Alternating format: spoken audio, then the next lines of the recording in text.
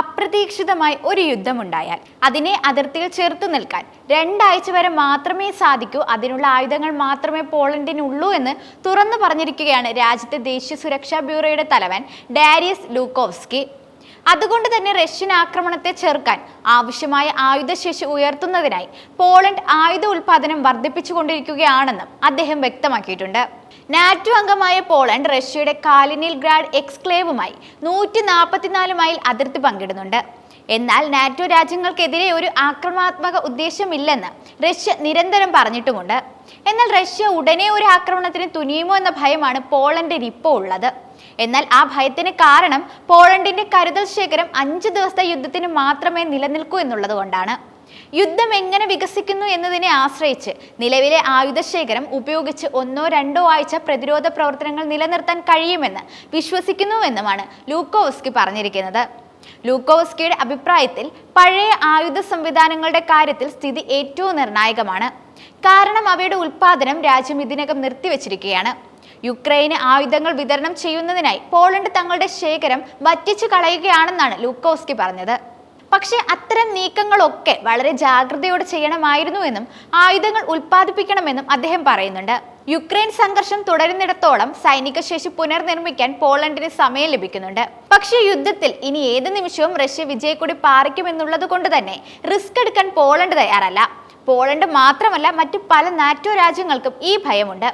ഒരു പ്രതിസന്ധി ഉണ്ടായാൽ കുറഞ്ഞത് 72 മണിക്കൂറെങ്കിലും നിലനിൽക്കാൻ ആവശ്യമായ ഭക്ഷണവും മറ്റ് ആവശ്യ വസ്തുക്കളും സംഭരിക്കണമെന്ന് പൗരന്മാരുടെ യൂറോപ്യൻ യൂണിയൻ കമ്മീഷൻ അറിയിച്ചതായാണ് CNN റിപ്പോർട്ട് ചെയ്യുന്നത്. മാർച്ച് 26-ന് പുറത്തിറക്കിയ പുതിയ മാർഗനിർദ്ദേശത്തിൽ യൂറോപ്പ് നിലവിലെ സ്ഥിതി മാറ്റേണ്ടതിന്റെയും തയ്യാറെടുപ്പ്, പ്രതിരോധ ശേഷി എന്നിവ വളർത്തിയെടുക്കേണ്ടതിന്റെയും ആവശ്യകതയെപ്പറ്റി കമ്മീഷൻ ഊന്നി പറയുന്നുണ്ട്.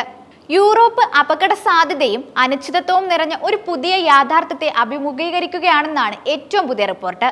യുക്രൈനിലെ റഷ്യയുടെ പൂർണ്ണ തോതിലുള്ള യുദ്ധം, വർദ്ധിച്ചു വരുന്ന ഭൗമരാഷ്ട്രീയ പിരിമുറുക്കങ്ങൾ, നിർണായകമായ അടിസ്ഥാന സൗകര്യങ്ങളുടെ അട്ടിമറി എന്നിവയെല്ലാമാണ് ഇത്തരമൊരു തീരുമാനമെടുക്കാൻ കമ്മീഷനെ പ്രേരിപ്പിച്ചതെന്നും പറയുന്നുണ്ട്. അടിയന്തര സാഹചര്യങ്ങളിൽ ഭൂഖണ്ഡങ്ങളിലുടനീളമുള്ള പൗരന്മാർ സജ്ജരാണെന്ന് ഉറപ്പാക്കാൻ പ്രായോഗിക നടപടികൾ സ്വീകരിക്കണമെന്ന് കമ്മീഷൻ ആവശ്യപ്പെടുന്നുണ്ട്. കുറഞ്ഞത് 3 ദിവസത്തേക്ക് ആവശ്യ വസ്തുക്കൾ കൈവശം വെക്കുന്നതും ഇതിൽ ഉൾപ്പെടുന്നുവെന്ന് രേഖ വ്യക്തമാക്കുന്നു. മൊത്തത്തിൽ സ്വാശ്രയത്വവും മാനസിക പ്രതിരോധ ശേഷിയും വളർത്തിയെടുക്കാൻ സിവിലിയന്മാരെ പ്രോത്സാഹിപ്പിക്കണമെന്നാണ് പുറത്തിറക്കിയ രേഖ പറയുന്നത്. തെറ്റായ വിവരങ്ങളും വിവരകൃത്രിമത്വവും ചെറുക്കുന്നതിനുള്ള കഴിവുകൾ വിദ്യാർത്ഥികൾക്ക് നൽകുന്നതുൾപ്പെടെ സ്കൂൾ പാഠ്യപദ്ധതിയിൽ തയ്യാറെടുപ്പ് പാഠങ്ങൾ അവതരിപ്പിക്കണമെന്നും കമ്മീഷൻ ആവശ്യപ്പെടുന്നുണ്ട്. യൂറോപ്പിൽ പുതിയ യാഥാർത്ഥ്യങ്ങൾക്ക് ഒരു പുതിയ തരത്തിലുള്ള തയ്യാറെടുപ്പ് ആവശ്യമാണെന്നാണ് European Commission president Ursula von der Leyen ഒരു പ്രസ്താവനയിൽ പറഞ്ഞത്. നമ്മുടെ പൗരന്മാർക്കും അംഗരാജ്യങ്ങൾക്കും പ്രതിസന്ധികൾ തടയുന്നതിനും ഒരു ദുരന്തം സംഭവിക്കുമ്പോൾ വേഗത്തിൽ പ്രതികരിക്കുന്നതിനും ശരിയായ ഉപകരണങ്ങൾ ആവശ്യമാണെന്നുമാണ് അദ്ദേഹം പറഞ്ഞത്. ഞങ്ങൾ ഒന്നും ചെയ്യില്ലെന്ന് റഷ്യ പലകുറി ആവർത്തിച്ച് പറഞ്ഞിട്ടുണ്ടെങ്കിലും ഭയപ്പാടിൽ തന്നെയാണ് നാറ്റോ രാജ്യങ്ങൾ. അതേസമയം പാശ്ചാത്യ ലോകത്തെ ചില ആളുകൾക്ക് റഷ്യയെ മനസ്സിലാകുന്നില്ല. എന്നിട്ടും ആ വസ്തുത രാജ്യത്തിന്റെ വികസനത്തിന് തടസ്സമാകുന്നില്ല എന്ന് പ്രസിഡന്റ് വ്ളാഡിമിർ പുടിൻ പറഞ്ഞിരുന്നു. കുട്ടികൾക്കും യുവാക്കൾക്കും വേണ്ടിയുള്ള റഷ്യൻ സംഘടനയായ മൂവ്മെന്റ് ഓഫ് ദ ഫസ്റ്റിന്റെ സൂപ്പർവൈസറി ബോർഡിന്റെ യോഗത്തിലാണ് റഷ്യൻ പ്രസിഡന്റ് ഈ പരാമർശങ്ങൾ നടത്തിയത്. പടിഞ്ഞാറൻ രാജ്യങ്ങളിൽ റഷ്യയെ മനസ്സിലാക്കാത്ത ആളുകളുണ്ട്. എന്നാൽ ഇത് വികസിക്കുന്നതിൽ നിന്നും നമ്മെ തടയുന്നില്ല. നമ്മെ മനസ്സിലാക്കുകയും സമാധാനത്തിലും സൗഹൃദത്തിലും നമ്മോടൊപ്പം ജീവിക്കാൻ ആഗ്രഹിക്കുകയും ചെയ്യുന്ന ആളുകളുടെ എണ്ണം വർദ്ധിപ്പിക്കാൻ മാത്രമേ ഇത് നമ്മെ പ്രേരിപ്പിക്കൂ എന്നും പുടിൻ പറഞ്ഞു. പ്രത്യേകിച്ച് യുവാക്കളുമായി വിപുലമായ പ്രവർത്തനത്തിലൂടെ അത്തരമൊരു ലക്ഷ്യം കൈവരിക്കാൻ കഴിയുമെന്നും പ്രസിഡന്റ് ഊന്നി പറഞ്ഞു.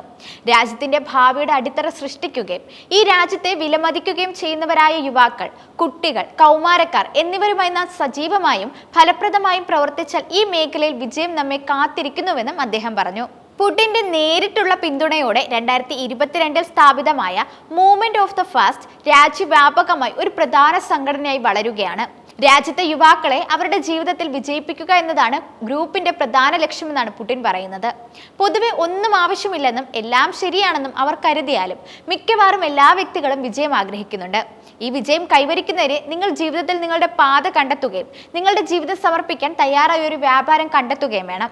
മൂവ്മെന്റ് ഓഫ് ദ ഫസ്റ്റ് സൃഷ്ടിക്കപ്പെട്ടതിന്റെ ഒരു കാരണം ഇതാണെന്നും പ്രസിഡന്റ് വിശദീകരിച്ചിരുന്നു. റഷ്യയെ ഭയന്ന് പരാക്രമങ്ങൾ കാണിച്ചുകൂട്ടി സ്വന്തം രാജ്യത്തെ ജനങ്ങളുടെ ജീവിതത്തെ ഇല്ലാതാക്കുന്ന നാറ്റോ രാജ്യങ്ങൾ രാജ്യങ്ങളെ റഷ്യ കാര്യമായി പരിഗണിക്കുന്നില്ല. പക്ഷേ റഷ്യ യുക്രൈൻ യുദ്ധത്തിൽ യുക്രൈനെ സപ്പോർട്ട് ചെയ്ത് നിന്നപ്പോൾ ഇത്തരമൊരു തിരിച്ചടി ആരും പ്രതീക്ഷിച്ചിരുന്നില്ലെന്ന് പറയുന്നത് ഒട്ടും വിശ്വസനീയമല്ല. കാരണം മറുവശത്ത് റഷ്യയാണെന്ന കാര്യം അവർക്കറിയാമായിരുന്നു. അന്ന് യുക്രൈനെ കൈയൊഴിഞ്ഞ് സഹായിച്ചതിന്റെയും റഷ്യക്കെതിരെ തിരിഞ്ഞതിന്റെ പ്രത്യാഘാതങ്ങളെ ഭയന്നാണ് ഇപ്പോൾ ഇത്തരം നടപടികൾ എടുക്കാൻ ഈ രാജ്യങ്ങൾ നിർബന്ധിതരായത്.